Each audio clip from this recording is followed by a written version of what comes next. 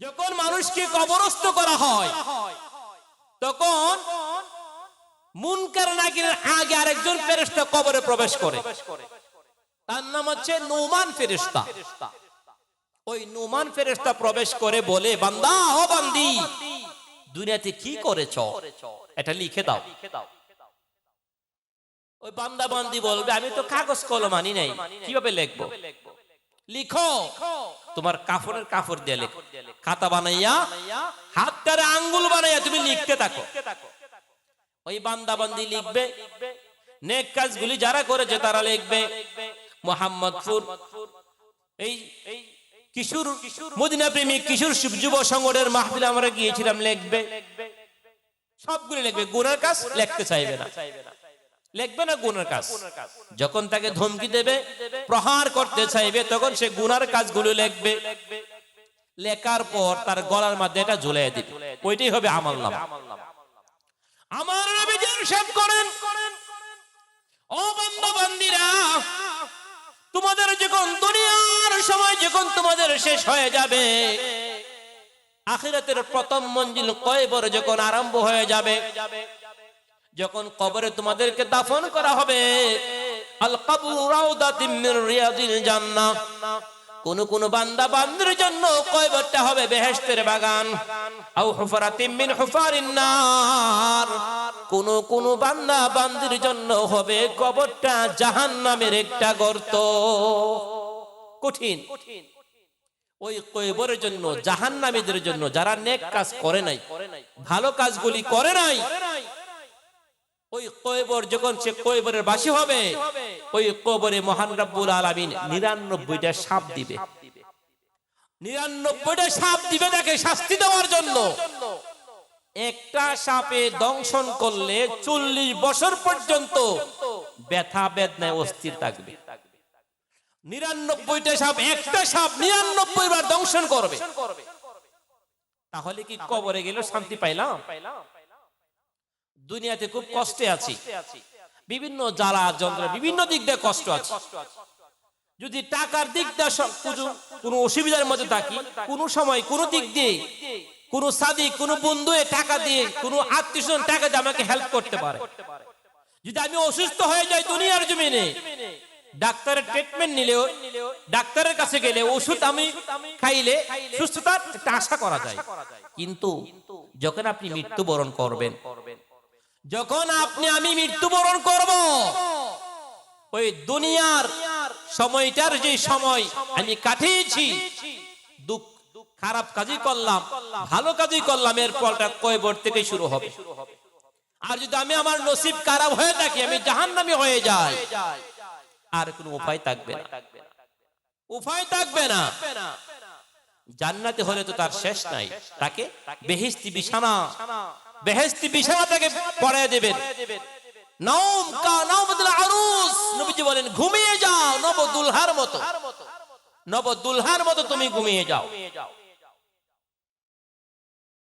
নবীজির প্রথম স্ত্রী বিবি খাদিজাতুল কুবরা রাদিয়াল্লাহু তাআলা আনহা, উনি কতই ধনী ছিলেন, সেই মক্কার প্রতাপশালী একজন মহিলা ছিলেন, ধনবতী মহিলা। নবীজি ওনার ব্যবসায়ী, উনি নবীজি কাজ করেছেন, নবীজির সততা দেখে মুগ্ধ হয়েছেন, নবীজিকে নিজে বিয়ের প্রস্তাব দিয়েছেন, নবীজিকে বিয়ে করেছেন।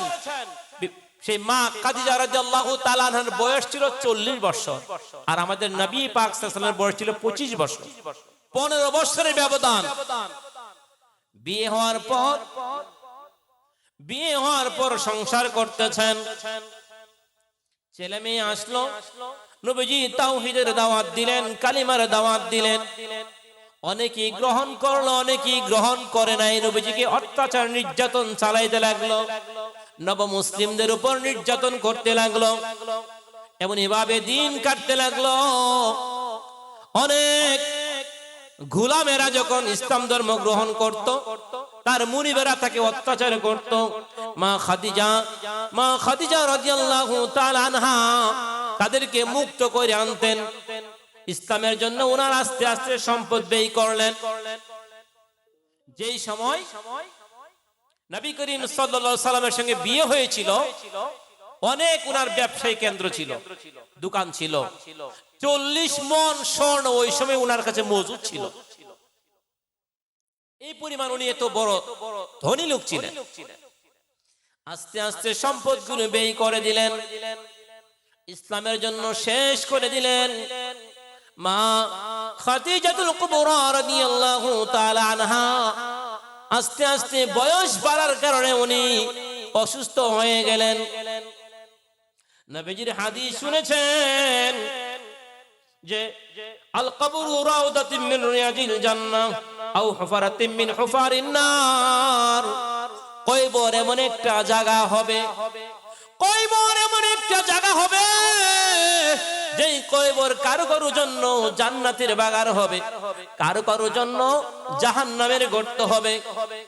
আমার মা খাদিজাতুল কুবরা রাদিয়াল্লাহু তাআলা আনহা নবীজির হাতটা ধরে বললেন, ইয়া রাসূলুল্লাহ, ইয়া হাবিবাল্লাহ, নবী গো, আপনার খেদমতে আমি অনেক ধন সম্পত্তি ব্যয় করেছি, আপনার সাথে সংসার জিন্দেগি করেছি, আমি মনে হয় বেশি দিন বাঁচব না। আমি যদি আপনার কাছ থেকে চলে যাই, কবরবাসী হয়ে যায়, আমার মৃত্যু হয়ে যায়, আমি আপনার কাছে কয়েকটা আবদার রাখতে চাই। নবীজি বললেন, হে খাদিজা, কি আবদার তুমি বলো। মা খাদিজা বললেন, ইয়া রাসূলুল্লাহ, ইয়া হাবিবাল্লাহ, আমি যখন মৃত্যুবরণ করব, যখন আমার মৃত্যু হয়ে যাবে, আমার কাফনের ব্যবস্থা করবেন, দোকানপাটের কাফন দিয়ে আমাকে দাফন করবেন না, আমাকে আপনার একটা জুব্বা মুবারক দ্বারা আমাকে আপনি কাফনের ব্যবস্থা করবেন। দ্বিতীয় কি চাও হো খাদিজা? ইয়া রাসূলুল্লাহ, ইয়া হাবিবাল্লাহ, যখন আপনি আমাকে কবরে রাখতে চাইবেন, আপনি নিজ স্বয়ং আমাকে কবরের মধ্যে রাখবেন, আপনি নিজ স্বয়ং আমাকে কবরের মধ্যে রাখবেন এবং আমার কবরটার চারপাশে একটু সময় ধরে হাঁটবেন। ও খাদিজা, তুমি কি চাও? ইয়া রাসূলুল্লাহ, ইয়া হাবিবাল্লাহ, নবী গো, যখন আমাকে কবরস্থ করবেন, দাফন করে দেবেন, ওই সময় কবর থেকে আপনি চলে আসবেন না, আমার জন্য আমার পক্ষ থেকে মুনকার নাকিরের ফেরেশতার সওয়ালের জবাবটা আপনি নবী দিয়ে দিবেন। আমার নবী ইরশাদ করেন, ও খাদিজা, খাদিজা, তুমি যখন মৃত্যুবরণ করবা, আমার জুব্বা তুমি চেয়েছ, আমার জুব্বা তোমাকে দিয়ে কাফনের ব্যবস্থা করব। ও খাদিজা, আমি জানতে চাই আমার জুব্বা মুবারক কেন তুমি কাফন বানাইতে চাও? মা খাদিজা বলেন, ইয়া রাসূলুল্লাহ, ইয়া হাবিবাল্লাহ, নবী গো, আপনি নবীর জুব্বা দ্বারা যদি আমাকে কাফনের ব্যবস্থা করেন, আল্লাহর জাহান্নামের আগুনের এরকম শক্তি নাই যে আপনার কাপড়টাকে জ্বালাইয়া আমি খাদিজাকে জ্বালাইতে পারে। কি ইয়াকিন যে আপনার কাপড় পুড়ে আমার দেহের মধ্যে আগুন লাগবে, এরকম জাহান্নামের আগুনের শক্তি নাই। আমার নবী জানতে চাইলেন, ও খাদিজা, আমার নবী জানতে চাইলেন, ও খাদিজা, তাহলে আমি তোমাকে কবরে নামাইবো, কবরের পাশে হাঁটবার জন্য বলেছে, এটা কি কারণ?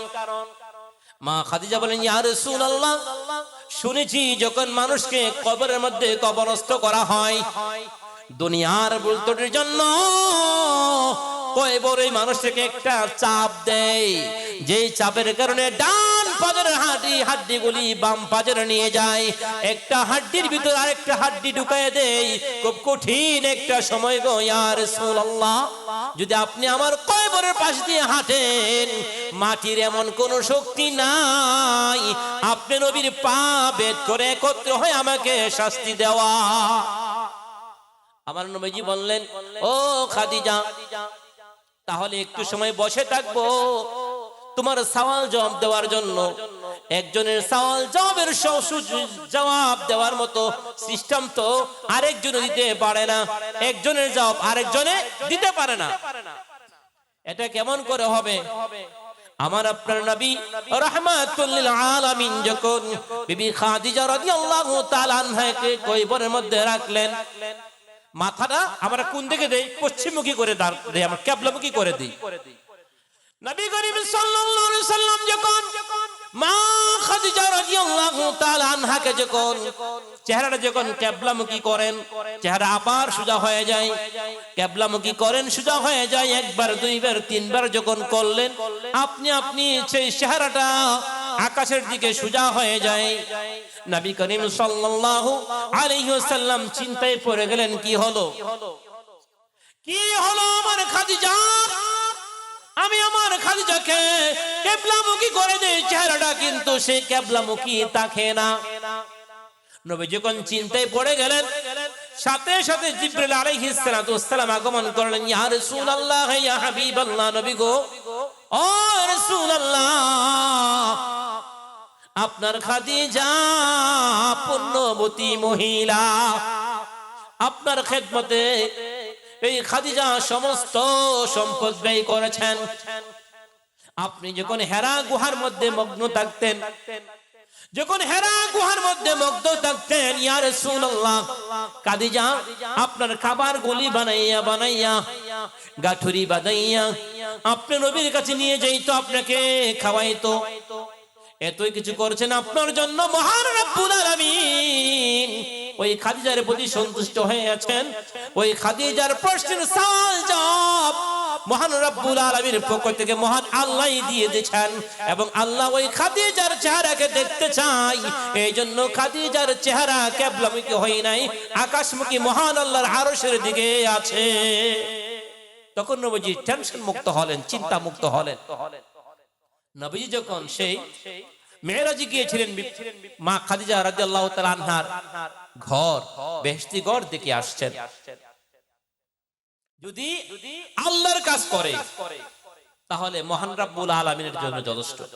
মাল্লাহুল মাওলা ফালাহুল কুল্লু, যে ব্যক্তি মাওলার হয়ে যায়, মাওলার জন্য পাগল হয়ে যায়, আর মাওলা ওই বান্দার প্রতি সন্তুষ্ট থাকে, আল্লাহর সমস্ত মাখলুকাত ওই বান্দার গোলাম হয়ে যায়, বান্দার গোলাম হয়ে যায়। তাহলে আমরা এই মাহফিল চলতেছে, দোকানপাটে বসে থাকলাম, বড় বড় ফতোয়া, আমার দেখবেন তো দোকানের মধ্যে, স্টলের মধ্যে বড় বড় চমৎকার ফতোয়া চলে। সিগারেট টানতেছে, চা খাইতেছে, বড় বড় ফতোয়া। ও ভাই, তোমাকে যদি আউযু বিল্লাহ বলা হয় যে আউজ পড়ো, তাসমিয়া পড়ো, তোমার তো ফায়জামা, তোমার তো লুঙ্গি খুলে যাবে। তুমি মাহফিল চলতেছে, মাসলা মাসেল শিখবে, কোরআন এবং সুন্নাহর আলোচনা শুনবে, এগুলি বাদ দিয়ে বিভিন্ন ফাহশা কাজের মধ্যে দোকান পাটে বসে আছেন, এমনটা তো তোমার জন্য শোভা পাই নাই। কারণ তোমার জন্য আমার নবী কি করেছেন, কত কষ্ট করেছেন। তুমি যদি আমার নবীর উম্মত হয়ে যাও, দুনিয়ার সবকিছু তোমার গোলাম হয়ে যায়। এই গত কয়েকদিন হলো মেরাজুন নবী গেল, রজবের 27 তারিখ চলে গেল। আমার আপনার নবী মেরাজে গিয়েছিলেন। সাইয়্যিদুল মালায়েকা, ফেরেশতাদের সরদার জিবরিল আলাইহিস সালাতু ওয়াস সালাম যখন নবীজিকে নিয়ে সিদরাতুল মুনতাহা গেলেন, ওনার বর্ডার শেষ, যখন সিদরাতুল মুনতাহা গেলেন, তখন উনি বললেন, কে? জিবরিল আলাইহিস সালাম। ওনাকে আল্লাহ কি দিয়েছেন? 600 নূরের ডানা দিয়েছেন, পাখা দিয়েছেন। আমার নবীকে তো দাওয়াত করে তো শান শৌকতে আল্লাহর দিদারে নিয়েছেন। জিবরিল সালাম কি বুঝতে বাকি আছে আমার নবী কতটুকুন পাওয়ারওয়ালা, কতটুকুন সম্মানিত? কারণ 24,000 বার এই জিবরাইল আমার নবীর নিকটে এসেছে। বড় জুড়ে 400 বার অন্যান্য নবীগণের নিকট, মুসা নবীর নিকট 400 বার গেছে, এর উপরে কারো কাছে যায় নাই। আমার নবীর নিকট গেছে 24,000 বার। জিবরাইল বললেন, ইয়া রাসূলুল্লাহ, ইয়া হাবিবাল্লাহ, সিদরাতুল মুনতাহা আমার বর্ডার, আমার শেষ, আর একটু আমি অগ্রসর হতে পারবো না। যদি চুল পরিমাণ আমি অগ্রসর হই, আমার 600 নূরের ডানা জ্বলে পড়ে ভস্ম হয়ে যাবে। আমার যাওয়ার আর সুযোগ নাই, আর আমার সামর্থ্য নাই গো ইয়া নবী আল্লাহ। তবে আপনি এখন রফে চর হবে, আল্লাহর নিকট যাইবেন, আল্লাহর সঙ্গে আপনার দিদার হবে, সাক্ষাৎ হবে, যা যা বলার হবে কিন্তু ইয়া রাসূলুল্লাহ আপনার মাধ্যমে আল্লাহর কাছ থেকে আমি একটা আবদার রাখতে চাই, আল্লাহর নিকট এটা মঞ্জুর করবেন। কি আবদার জিবরাইল? জিবরাইল নবীকে বেহেশত দুজক সবকিছু ঘুরায় দেখিয়েছেন। ও জিবরাইল কি তোমার আরজি বলো? ইয়া রাসূলুল্লাহ আমাকে মহান রব্বুল আলামিন 600 নূরের ডানা দিয়েছেন। কয়শত? 600 নূরের ডানা দিয়েছেন। আল্লাহর নিকট আমি একটা দরখাস্ত রাখলাম না আপনার মাধ্যমে, আপনার মাধ্যমে আমি একটা দরখাস্ত রাখতে চাই গো নবী। এই হাসরের দিন, হাসরের দিন নারে তাকবীর, নারে রিসালাত, বিশেষ অতিথির আগমন, বিশেষ অতিথির আগমন, নারে তাকবীর। ইয়া রাসূলুল্লাহ আপনার মাধ্যমে আল্লাহর দরবারে আমি একটি দরখাস্ত রাখতে চাই। আমার আল্লাহ আমাকে 600 নূরের ডানা দিয়েছেন। কঠিন হাসরের দিন যখন দুজকের উপর দিয়ে ফুলসরাতের ফুল দেওয়া হবে, ফুলসরাতের ফুল কত বছরের রাস্তা? 30,000 বছরের রাস্তা। যখন ফুলসরাতের ফুল প্রতিষ্ঠা করা হবে, ওই সময় আপনার গুনাহগার বান্দাদেরকে আমি, আপনার বান্দা আপনার উম্মতদেরকে আমি আমার 600 নূরের ডানা বিছাইয়া দেব। ওই ডানার উপর দিয়ে তারা জান্নাতে যাবে। এমন একটা ফয়সালা আমি আল্লাহর দরবারে পেশ করতে চাই আপনার মাধ্যমে। নবী করিম সাল্লাল্লাহু আলাইহি ওয়াসাল্লাম যখন মেরাজে আল্লাহর সঙ্গে দিদার করলেন, উম্মতের জন্য অনেক ফ্যাসিলিটি আনলেন। 70,000 করে 700 বার নবীজিকে বললেন আমার আল্লাহ, হে আমার হাইয়া হাবিবাল্লাহ আপনি কি চান উম্মতের জন্য? আল্লাহ আমার উম্মতকে মাফ করে দিন। আপনার 70,000 উম্মত মাফ করে দিলাম, এখন কি চান? আমার উম্মতকে মাফ করে দিন। 70,000 মাফ করে দিলাম। এমনই ভাবে আল্লাহ জিজ্ঞাসা করেন 700 বার, 700 বারে আমার নবী বললেন আমার গুনাহগার উম্মতকে মাফ করে দিন। পরেও যখন বলেন কি চান? আমার গুনাহগার উম্মতকে মাফ করে দিন। আমার আল্লাহ বললেন হাবিব আপনার অনেক উম্মত মাফ করে দিয়েছি, আপনি আর আমি একা লা মাকানে আছি। যখন হাসরের ময়দান আমি কায়েম করব, বাবা আদম আলাইহিস সালাম থেকে ঈসা নবী পর্যন্ত সমস্ত নবী রাসূল উম্মত সবাই থাকবে। ওই সময় আপনি যা চাইবেন তাই আমি আপনাকে দান করব। বাকি উম্মতগুলো আমি ওই সময় আপনাকে মাফ করে দেব। শেষ পর্যন্ত যখন নবী কেন বললেন আর কি চান, তখন নবীজি জিবরাইলের কথা মনে হলো। ইয়া রাব্বুল আলামিন আমাকে জিবরাইল আলাইহিস সালাম একটা আরজি পেশ করেছেন আমার গুনাহগার উম্মতের জন্য, তার 600 নূরের ডানা ব্যবহার করার জন্য হাসর ময়দানে। তখন আমার আল্লাহ বলেন কি ওয়া আসহাবিকা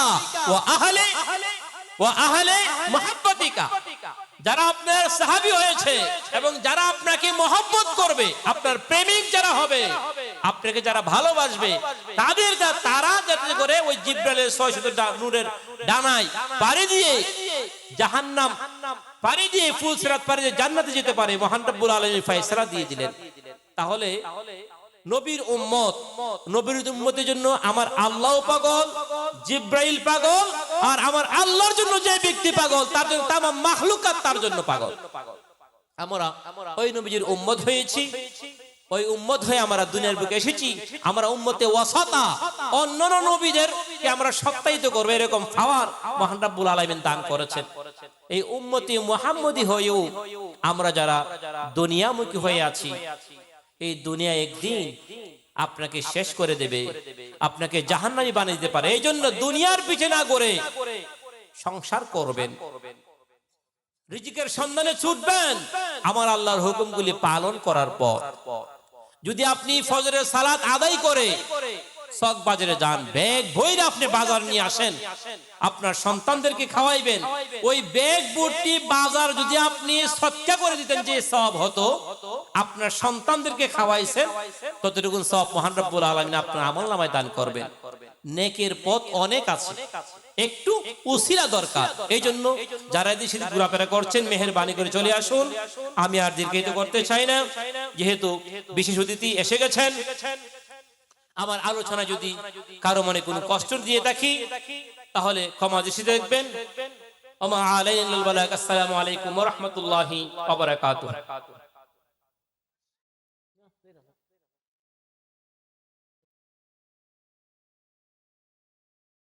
সম্মানিত সুধী, এখন আপনাদের সম্মুখে কোরআন এবং হাদিস থেকে আলোচনা নিয়ে আসছেন বিশেষ অতিথি, এই গ্রামের